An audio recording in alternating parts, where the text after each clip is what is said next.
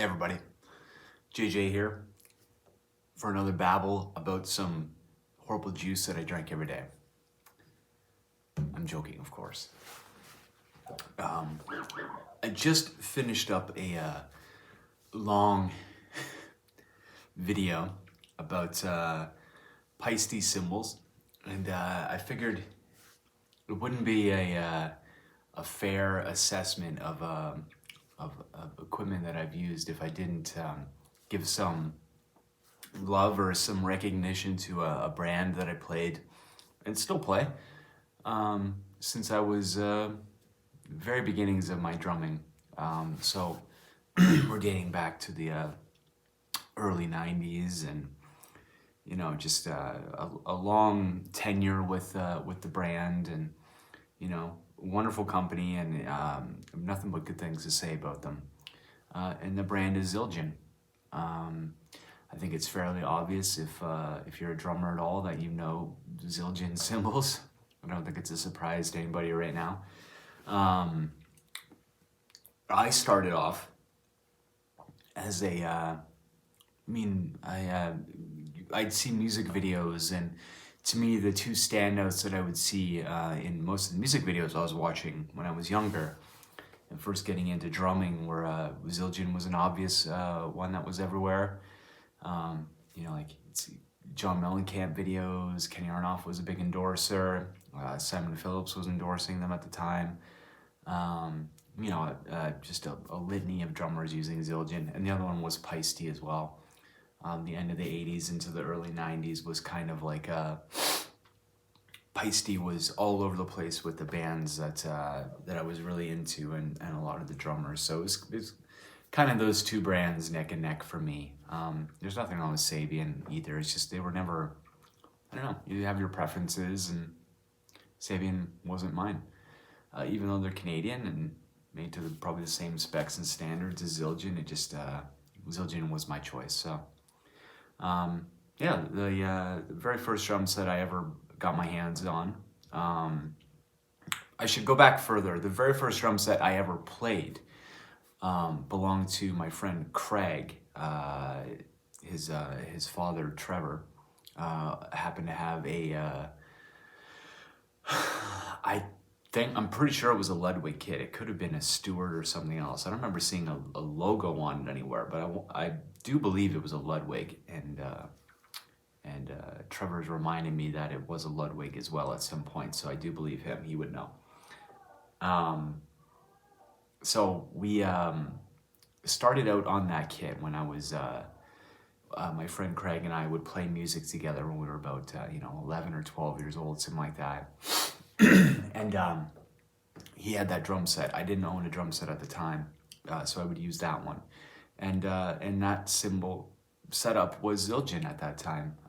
That was Trevor's drum kit from when he was a young person, and that's what he had, and so that's what I played, and they were great for that time.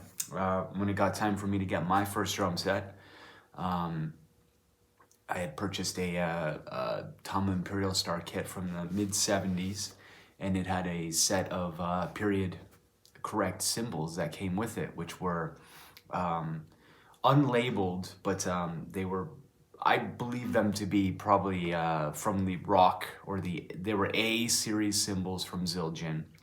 They predate having any logos on them, so they're definitely from the 70s, and they were made at the Canadian factory that Zildjian had, which is now Sabian's factory.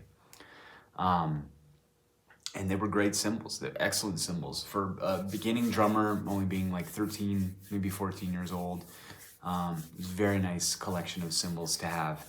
And those cymbals have kind of long since gone, but I do still have, and they might be my favorite hi-hats. I have the original hi-hats that came with that drum set. And I used them for years. I've used them in some of my videos. You might see them in another video of mine on one of the covers, because they do make it out from time to time, because they're just so versatile. They're the instruments that I really learned to play on. So they had a lot of definition. They were a bit heavier weight, so a lot of volume. But when you do like fast like stickings and I really learned how to get a lot of articulation out of hi-hats from those cymbals in particular, because the feedback that they gave for sticking patterns was so loud and apparent. It was a lot of definition to those hi-hats. And luckily they've never broken. It's one of the few cymbals I've had from the earlier parts of my life where that haven't, and I hope they don't. They'll stay in my collection until I no longer have a collection, I guess. So and that set also included, nothing was labeled, so I'm gonna guess everything was kind of like probably medium weight, maybe medium thin weight. There was a 18-inch crash. There was a 20-inch, and it probably would have been a ride, but the bell was a bit smaller, so that ended up being a crash that I used. And then there was another 20-inch cymbal that had a bigger bell on it, so I designated that one as the ride.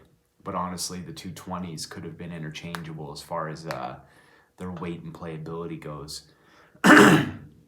The best part about the larger bell cymbal was that it was crashable, so it made for a really good crash ride sound when I'd be playing, which ended up becoming like a part of my style. Drummers like Dave Grohl, and we were getting into that era of kind of like the grunge and hard rock and alternative, and Dale Crover and some of these other guys. They were doing a lot of crash riding on cymbals. Instead of the ping, ping, ping on the ride, they were doing a lot of washy, patterns. And that cymbal was great for replicating those kinds of things. Not so great for a lot of articulation and, really defined sticking and ride cymbal patterns that way. But I wasn't doing a lot of that at the time anyway, so it's okay. So moving on from that, I'm, about maybe 14 or 15, starting to get, a desire to get some of my own cymbals. And at that time, Lars Ulrich from Metallica would have been, my biggest influence. And this was at the time that the Load and Reload albums were coming out. So we're post-Black Album, and he's getting into his Silver Sparkle Star Classic kit in that setup. So when I was buying cymbals, that was kind of like my a high reference point for what would be a good cymbal set to go from. I didn't really have a lot of of my own taste, particularly at that time. So I kind of would look to see what my favorite players had, and I would follow suit. And so that's what ended up happening. I basically I had a job in the summer, multiple jobs, saved up some money. And the very first cymbal I got in this new endeavor to replicate, my favorite player's setup was a 18-inch Zildjian Oriental China Trash, which I actually had for the longest time, and I believe my friend might actually be in possession of it. I broke it, and it was trash, China trash. It was trashed, and so I wrote something stupid on it, and my friend likes collecting, memorabilia from when we played together and stuff, and I'll have to touch base with him to find out, because it might still be in his collection. But regardless, that was the first cymbal I got, and so it was a very nice addition. I hadn't had a China cymbal up to that point, and I'd been wanting to incorporate one. It was all over a lot of the music that I liked, and so I to get that into the drum set was a nice addition. It really opened up the playing my palette, options and things. And after that, just worked and saved. Every time I would get enough money, I would just get another cymbal.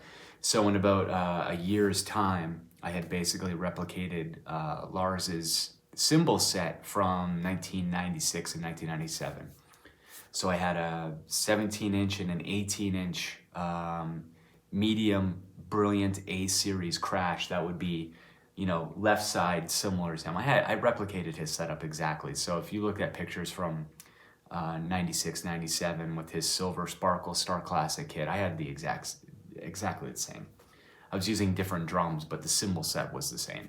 So 17-inch, 18-inch crashes on this side, right side of the kit, right hand side would be 19-inch A series, not A custom, A medium crash in a brilliant finish, and then an 18.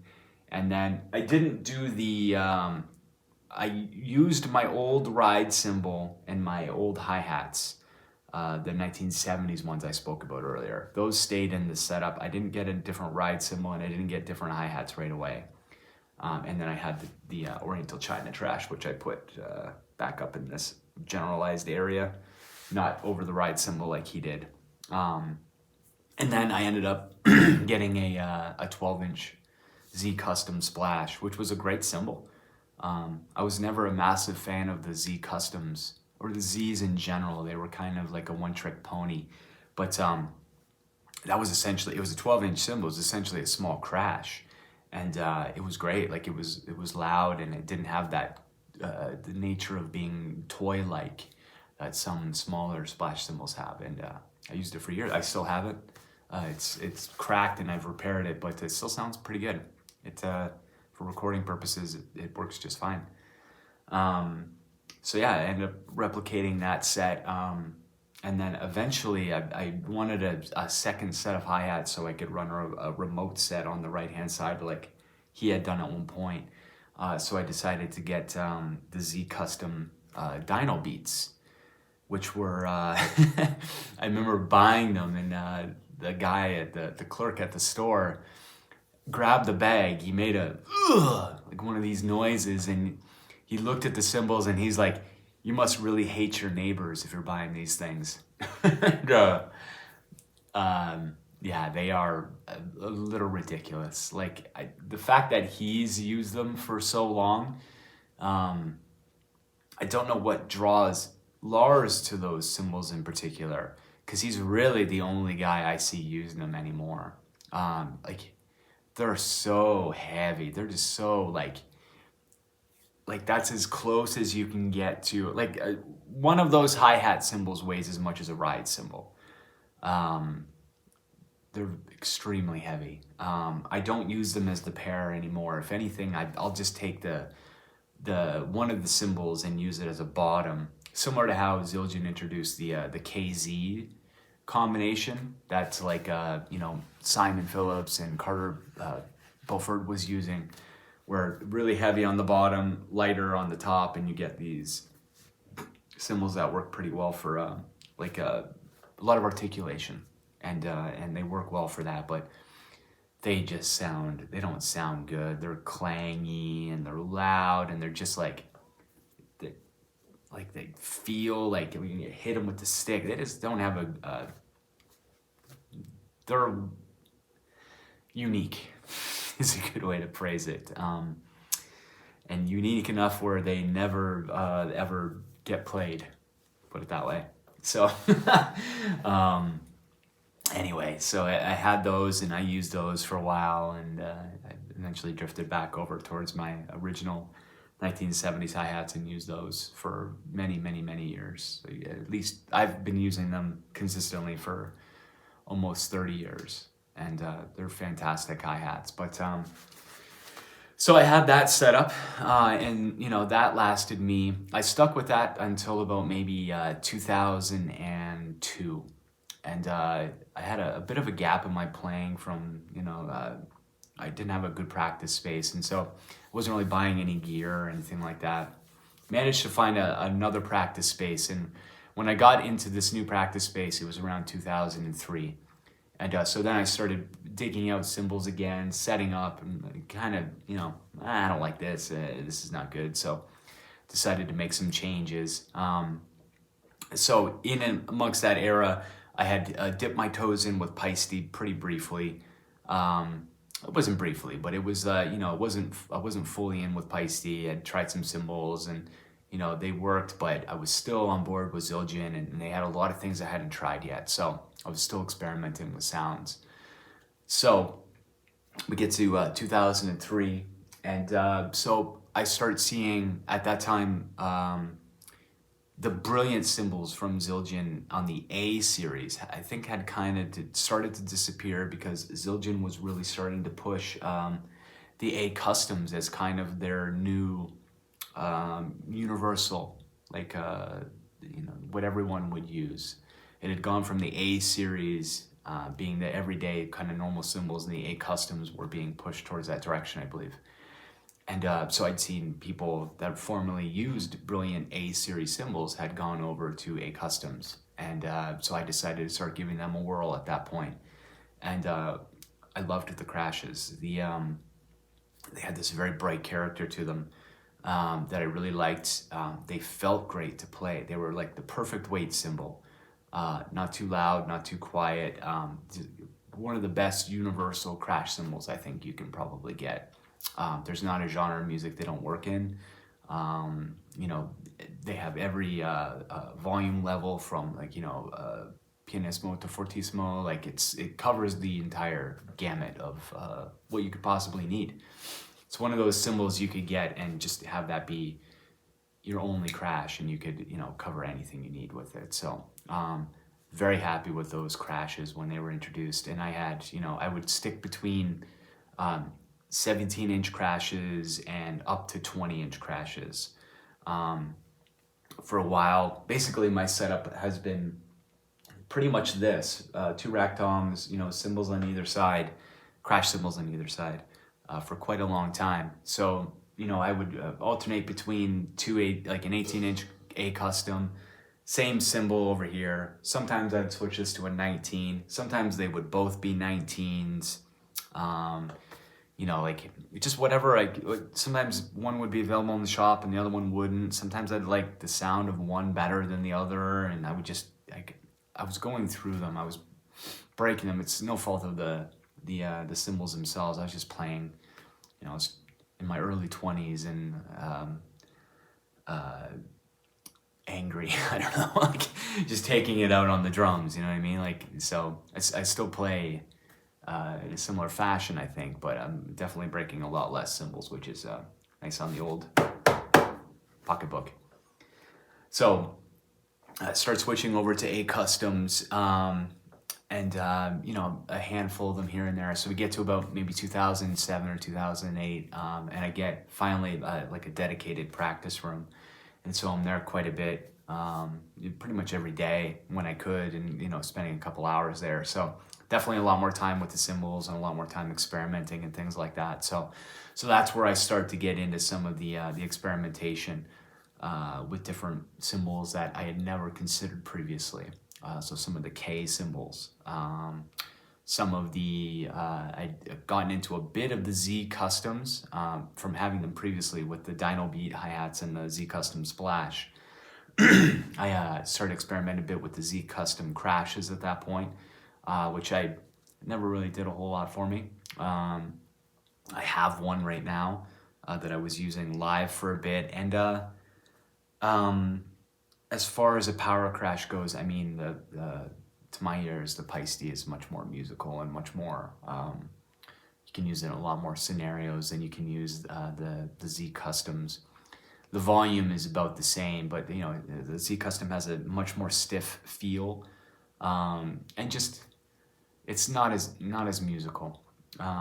It's a volume cymbal and not really like a nuance cymbal, and so it works, in certain applications and not a whole lot of other ones. So got into a few of the Z customs, some of the crashes, like a 19-inch medium Z custom I had for a while. And I've always tended to put kind of like bigger cymbals in this, where the root is currently. I would tend to put like a 19 or a 20 even there sometimes, just to have a big cymbal for crash riding on instead of the ride cymbal. So yeah, it's like a 19 there. I think I had a 20-inch A custom there for a while. I've gotten into a few of the A custom projection crashes as well.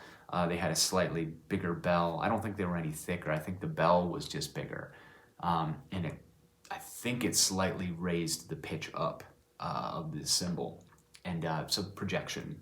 It's projecting a little bit louder. and they were great cymbals too. They had a very similar feel to the regular A customs, but I never drifted too far away from the regular A customs. They were just like Vinny Caliuta was talking about them when he helped design them in the early '90s, and just he wanted a universal cymbal that would work in anything, and I think they nailed it for sure with what they were going for. So yeah, we get into 2008, 2009. I'm joining up in some other bands and playing a lot more and practicing a lot more, and so starting to dip into some different cymbals. At the time, what I was really after was it didn't exist at the time, and I had been talking with a gentleman at Zildjian. And as I've said in other videos, Zildjian was never really a consideration. There's nothing wrong with the cymbals. I just never even really investigated the brand. I knew what they had. Some of my favorite players were using it, but Zildjian was it for me at the time. And but what Zildjian had for them was that Zildjian in 2008, 2009 would actually do custom cymbals for you, prototypes. And you would pay an extra premium for it, and you would be able to have, I think, one revision. You give them the idea of the cymbal you're after, maybe some ones you like. I like the characteristic of this and that. I want to combine them. You could explain these things to them, and they would make a prototype for you. And then I'm pretty sure, in my discussion, we would get one revision. So if the first batch wasn't to your liking, then you had a second opportunity to kind of get it, and which was cool. Like especially as somebody, just a regular everyday player, to have an opportunity to have a custom cymbal made was interesting. And I think they were the only company doing it at that time, of the majors. What I was looking for was a cymbal, a ride cymbal. To me, I'm much more of a hi-hat focused person. If you look at the collection of cymbals I have 4 ride cymbals, but I had, because I've gotten rid of a few, but I have currently 7 or 8 sets of hi-hats. I tend to have always focus more on the hi-hat because I like, there's so much ability in this instrument.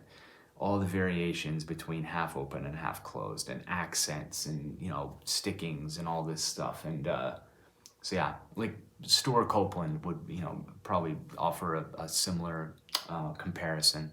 He's very hi-hat focused, a lot of, little triplets and hi-hat ruffs and stuff like that. And I love that stuff. So hi-hats for me are the thing, but a ride cymbal, what I wanted was a cymbal that could do it all, which is not really possible. I've realized now, like there's never an instrument that can kind of give you everything you want in one thing. You can get close, like certain characteristics. Maybe the cymbal sounds exactly how you want it to, but it doesn't feel good. Like there's always a compromise somewhere. It's the triangle. You can have 2 of the 3 things, but you can never have all 3. And so my idea for a ride cymbal was to get something that had a crashability to it. So it couldn't be too thick or too clangy. You needed to have somewhat of a thinner edge to get that crash ride, kind of a wash sound.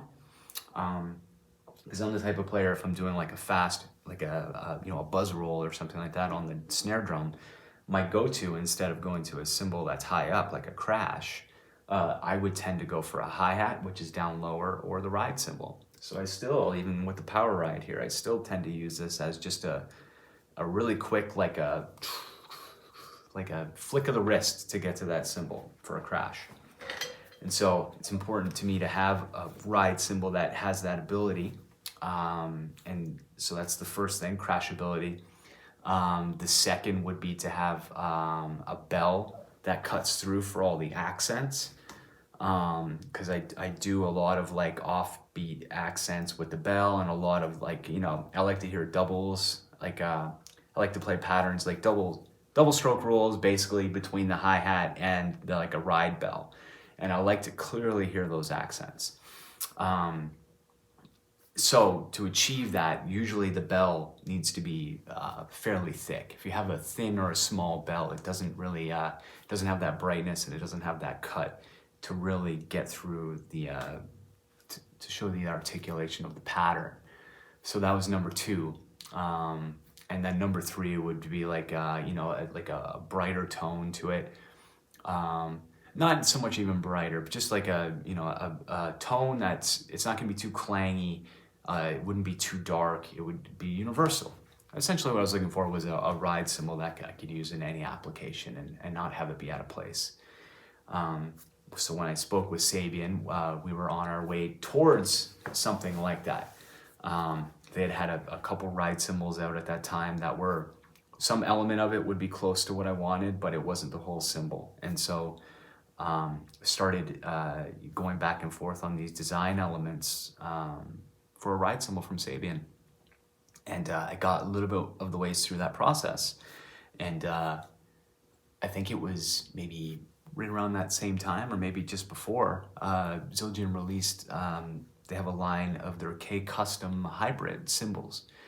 And I hadn't heard anything about them, but when I saw what they were, literally the description was exactly, almost verbatim, my criteria for a ride cymbal. When I saw the K-Custom hybrid ride, Akira Jimbo was a drummer that was involved in the development of that, and he plays a wide variety of music, and he had some really interesting ideas about cymbal design, and he wanted to integrate the K-Custom as that line has traditional hand hammering versus machine hammering, so it lends a lot of uniqueness to the cymbals, and then they're dark, but they're a happy medium.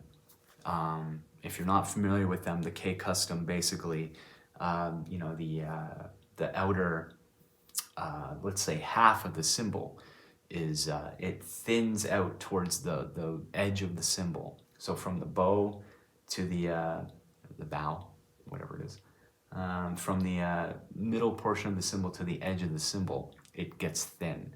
So the edge is thin, so it maintains some crashability. Also, as it thins out here, this portion, if you play it with a stick, because the cymbal is thinner, it actually has a darker tonality, similar to like a jazz ride cymbal, like a thin one. So you get a usable area that's halfway down the cymbal. It is lathed, but it's a traditional finish, so it's not brilliant finish. And then when you get halfway up, when you start getting closer to the bell of the cymbal, what you have is the cymbal starts to thicken up towards the bell. The profile changes, and it's unlathed, and it's a polished finish.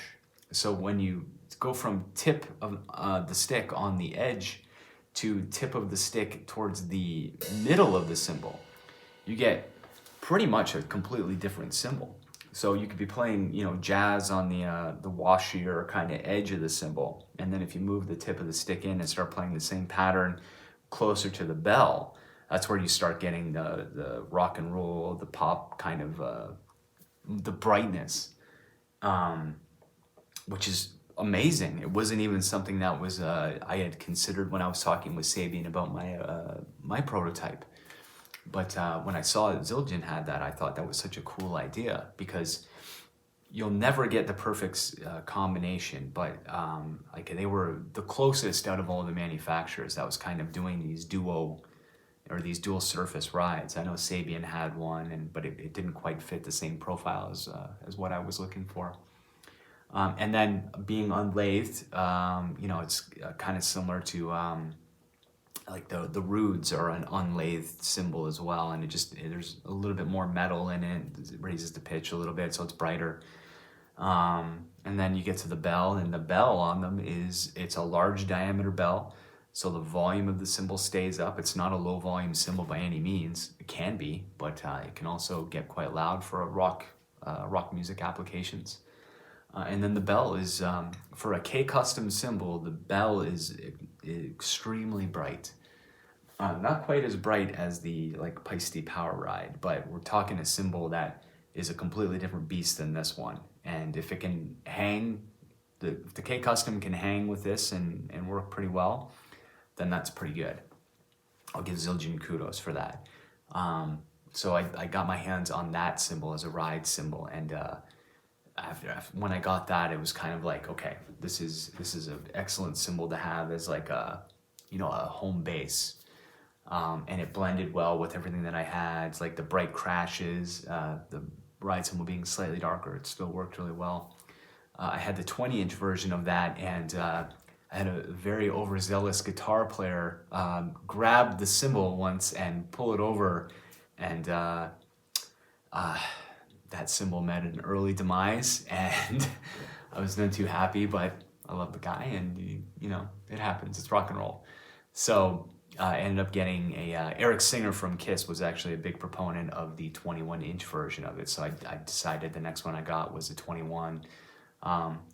Not really much more volume, and the character is the same, but at the time I was getting slightly more into like 15-inch hi-hats and 20-inch crashes and 20-inch chinas, and so it kind of it was par for the course to get a slightly bigger cymbal at the time.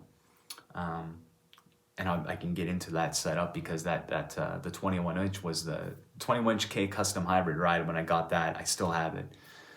It's been on some of my videos previously as well. It's a great cymbal, and the acquisition of that ride cymbal led into me moving up in sizes and experimenting a lot more with the K series and some of the other stuff that was less inclined to rock and more jazz and more kind of like like the drummers, let's say, like the real technical guys were using K stuff, and a lot of recordings I liked most likely featured a lot of K cymbals, and so it's definitely piqued my interest. And so from there I ended up getting still to this day, probably one of the best sounding hi-hats sets that I've ever had. And at the time, what I really wanted was a larger kind of a warmer sounding set of hi-hats, because I had bright and I had like good rock and roll ones with a lot of chick, and I had the Dino Beats, which are off the charts, whatever. So I decided to go the opposite way, and to this day, still one of the best sounding sets of hi-hats I've ever had is the 15-inch K Lite hi-hats. And it might sound odd that like a person who plays a lot of heavy metal and plays particularly raucous would go for such a light cymbal, but getting the 15-inch version of it, the volume wasn't an issue. The cymbals were very like, the articulation of them wasn't, you didn't pick up a lot of sticking patterns because the cymbals were very dark, but the sound that they had when they would be in the kind of half open, like washy position, especially when they were just kind of loosely riding on each other, was like amazing. It was just like this warm bed of like, sound. And if you just played simply with those things, like, they didn't work well, I didn't think, for like complex phrasings. But if you just played like, Back in Black or some 4 on the Floor kind of thing, they were amazing. They were amazing hi-hats. I traded them for a cymbal, which I like a lot, but I still sometimes think about those K-Lights, but I wasn't using them very often. And, trying to integrate a 15-inch hi-hat on this side with the setup, just, that little extra just throws you off. And so, they kind of sat dormant for a long time, so I traded them off. But yeah, those are amazing sounding hi-hats.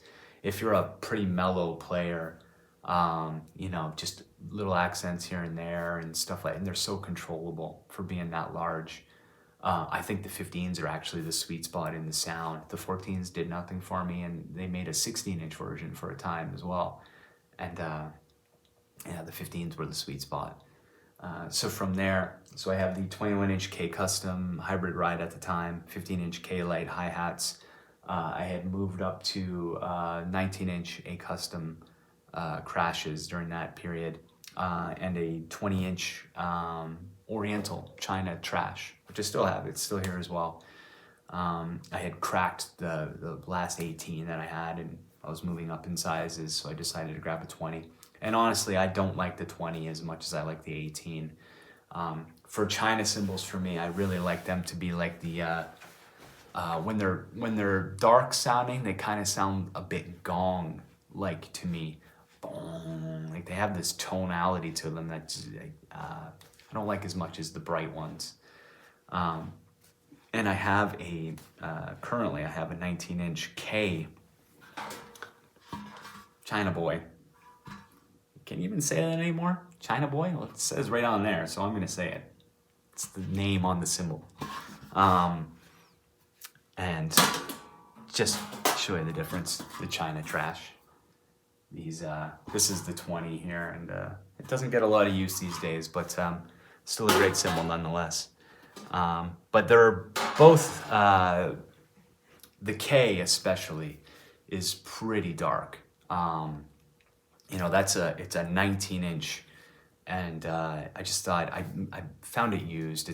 To find a one in a brilliant finish is pretty hard. I've had another one that cracked, and it's the only two I've ever seen on the used market. So that one, it's kind of like not a unicorn, but it's I try not to play it that much just so I can save it and not destroy it. So yeah, like China cymbals for me, I prefer a higher pitched one. So the 18 Oriental trash kind of works better for me in that application. I've actually had some other Chinas from Zildjian. I really enjoyed I had an 18-inch A series China Boy. It says right on it too. I can't help it. It's the name. And I had one of those, and I used it live for quite a while, and that was a great cymbal. It was a China High, because there is a low-pitched version of that cymbal as well, but the China High is a fantastic cymbal too. I recorded once with an 18-inch A custom China, which was fantastic as well. It had just such an awesome, like a cha, like this really cool sound to it. I really liked. Never bought one though. I don't really know why, but they don't pop up in shops that often or online, so I never got my hands on one besides the one I borrowed once. And so the rest of the cymbals was Zildjian. I still have a couple of my originals. I still have the original hi-hats that I bought with my first kit. Still have the ride cymbal as well, but I had to do a couple repairs to it, so it's like a unique cymbal at this point. So a handful of like crashes. Like I have I bought a drum set for using live, and it came with a set of Zildjian cymbals. So the interesting part was that the cymbals were all late 80s or early 90s Zildjian Ks. So they don't have there's no serial numbers on them, like the etched serial number. They predate all that, so you can tell the era. I don't know if they're particularly desirable, but I mean, they are 36 years old at this point, so they are an aged K cymbal. I have a set of 13-inch normal K hi-hats, but they're in a brilliant finish. And honestly, I think the brilliant finish, it seems this should be the opposite way, but I think the brilliant finish actually makes them darker sounding somehow. I'm not sure why that is, and I might be wrong, but to my ears, it sounds like they are. So 13-inch K hi-hats, brilliant finish. I got a 16-inch K, it's a dark crash. Also came with a 20-inch K heavy ride, which is a great ride cymbal. Trey Cool from Green Day was a big proponent of that ride cymbal back when I was listening to them a lot. A fantastic bell, and yeah, it's a great rock cymbal as well for being a K. It had a 18-inch K crash too. I can't remember if it's a dark or if it's a normal crash, but I've had one of my favorite cymbals that I was buying, at the time I had 2 or 3 of them, was actually the K medium thin dark crash. That was a great cymbal too. If you play any like low volume gigs and like just need something that's like a really warm, nice crash sound, it's like a beautiful cymbal for that purpose. And it pairs really well with, like, if you have that K medium thin dark, paired next to a brighter cymbal like an A custom, there's such a disparity or a difference between the two that it's a nice contrast to have. What else is in here? It's been a while since I've looked. More hi-hats. Nothing special, just like a set of new beats that I've kind of pieced together. Yeah, and there's a Z Custom medium crash 18-inch, one of my live cymbals. I have a 19-inch A traditional finish in a medium thin, which is another great kind of go-to rock and roll cymbal. Excuse me for 1 second. There's a lot more cymbals here than I thought. I also have still have a 19-inch A custom crash in there. That's a nice go-to for, just to have an option for recording if I need it, something different, a little different flavor. 20-inch A custom medium ride, which is what I used in my live setup, and that's an amazing cymbal. That's probably, in hindsight, when I think of it, it might be the best universal ride cymbal I've had, meaning that it can, be used in any genre, any venue. Like, it's never been an issue of volume or control, and it covers pretty much every genre really well. Nice bell, it's not too, it doesn't lean too much in one direction or another. It just kind of covers all the bases, and I didn't pay very much for it. I might have even did a trade for it, and it's great. I don't clean it ever. It's filthy, and it sounds great. And yeah, and then that's pretty much it for the Zildjians I have. I have a handful that have been cracked through the years, and I've repaired, and I've kind of made stacks or different cymbals and things like that out of them. But like I said in the beginning of the video, for the the first 20 some odd years of playing, Zildjian was kind of the only serious choice, as the t-shirt says. And for me, it really was. Like, it was, it lent a certain kind of air of, I felt like a pro, even though I was just a beginning amateur, because I had Zildjian cymbals. The guys I really liked all had them, and, like Dennis Chambers and these guys that were amazing drummers. And I thought, well, if that's their choice, then I must be making a good choice myself by following suit. And I still revere the company, and it's just, as I got older, I've become a lot more definite in my what I like, and I'm better at articulating, and I'm not kind of searching so much anymore. I've listened to so many albums, and I've really made sure that I paid attention across genres too, not just one genre. I listen to a lot of music. Don't watch TV, kids. Listen to music. It's better for you. And so I listen to a lot of music, and I get my ears into a lot of different things, and I hear things that I like. And just as I got older and things changed, and my taste shifted towards Paiste. That's not to say that things could change in Paiste. Trends come and go, and right now we're in a trend where a lot of guys, like Matt Garska and a lot of these like really technical players, like over the top technical players, have gone to like a darker cymbal, more kind of like electronic drum sounding cymbals. Like, there used to be guys back in the 90s, like Johnny Rabb and a few other, Tony, he had a signature cymbal from Sabian. I can't remember his name, but these guys that were electronic, hybrid kind of drummers, Marco Miniman, and, they were hybridizing these styles. Jojo Mayer's another one.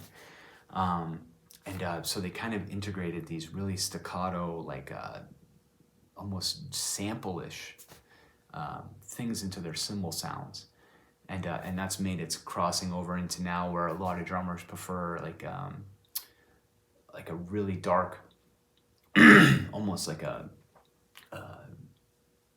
don't even know how to describe it. Not clangy, but it's just it's not my type of cymbal sound. Pardon me. I like cymbals that, you know, kind of sing and are really bright and kind of, as I describe them, glorious, you know. Low pitched drums, bright cymbals. That's kind of my aesthetic these days. And so yeah, but it's not to say that that can't change as well.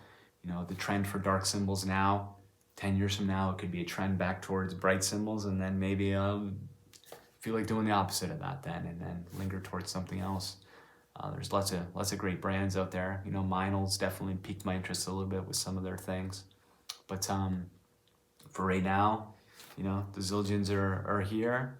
I might trade them, and you know, I might hand things off here and there, but I'll always have something from them in the arsenal.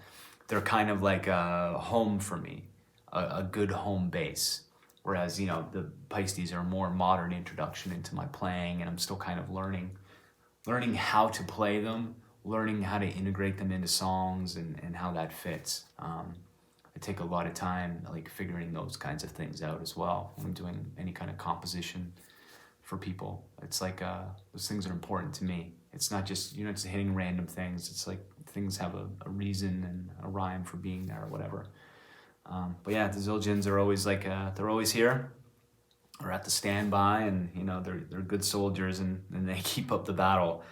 And so it's nice to have them around. So yeah, I hope you can glean some info from this. And if you haven't checked out Zildjian, and by all means, you know, they're a wonderful company and a long history, and you know, many endorsers and long-standing people that have been with the company for many years, and they're not going anywhere, and you'll see them for the rest of the time, I'm sure, when it comes to cymbal making. So, but yeah, this is the one about Zildjian cymbals. Thanks for watching.